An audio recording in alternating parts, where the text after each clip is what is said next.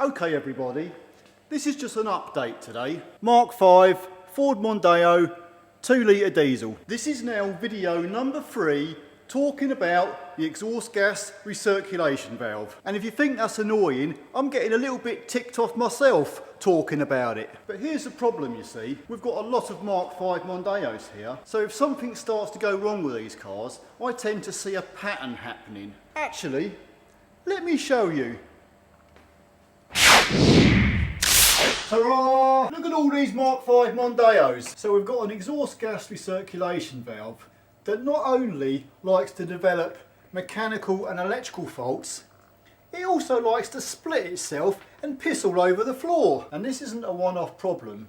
This is the 7th in a row now. The plastic casing on these valves are cracking. The lowest mileage is 70,000 and the one I'm doing today, which is not too bad, is 132,000 miles. But if I compare these EGR valves to the exhaust gas recirculation valves on a Mk4 Mondeo, I never had a problem with them. Yet these abominations are going wrong every other day now. So what I reckon we should go and do is go out into the workshop, take the back plastic casing off one of these valves, and let's have a look exactly where it's cracked. Oh, hang on 1 minute.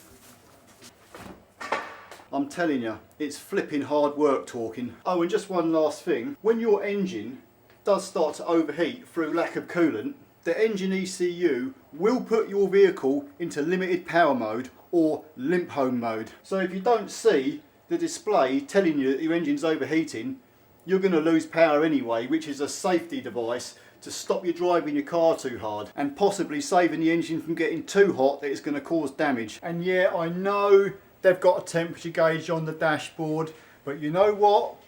Half the drivers here don't even know what a temperature gauge is, and a lot of people wouldn't even notice it until it's in the red. You see, that's why they have chimes and flashing lights on your dash now. Not only are these EGR valves an abomination, they're becoming a goddamn liability. Anyway, let's clamp this bitch down. Okay, so the rear casing of this EGR valve is held on by 6 Torx 30 screws. So I'll get all these whacked out. And when you remove the last screw, this actual back piece of the EGR valve practically falls off in your hand. So you see, coolant from your cylinder head will come into this pipe here. It will travel down the valve, through the whole valve, and it will come out here. The coolant will then go into this rear section of the valve, where it will cool all these exhaust gases running through these veins. So let's see, shall we? There's a few tabs here you can pull out the way, and then this heating element will actually come out of this casing. Get that out.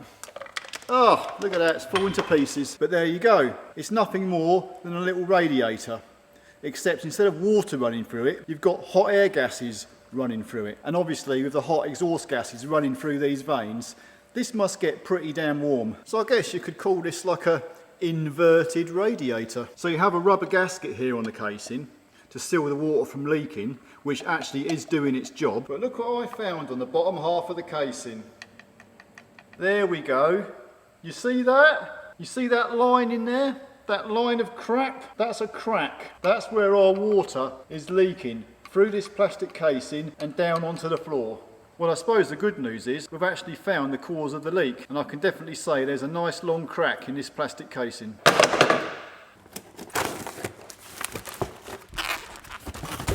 There you go, one new valve. I wonder how long this one will last. And just in case you're wondering how much one of these EGR valves cost from the Ford Motor Company, £248. And don't be flinging your old unit away. There is a surcharge of £72. Oh, and just in case you want to know where the EGR valve sits, it's just below the cylinder head on the front face of your engine block.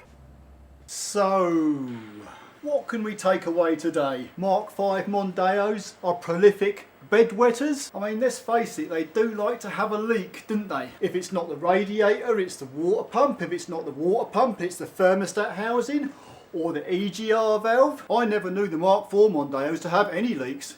In fact, leaks were very, very rare on a Mk4 Mondeo. Anyway, I've just been down to the Ford service department to ask them for a bag of nappies from a Mk5 Mondeo. They didn't seem to be too impressed about that. There's not a lot we can do about it. all I can do is highlight the faults. So if you've got one of these Mark 5 2 litre diesels, the best advice I can say, keep an eye on your coolant level. If I find these vehicles spilling any more of their guts all over the floor, I'll be sure to let you know. That's all for today. I'm out of here.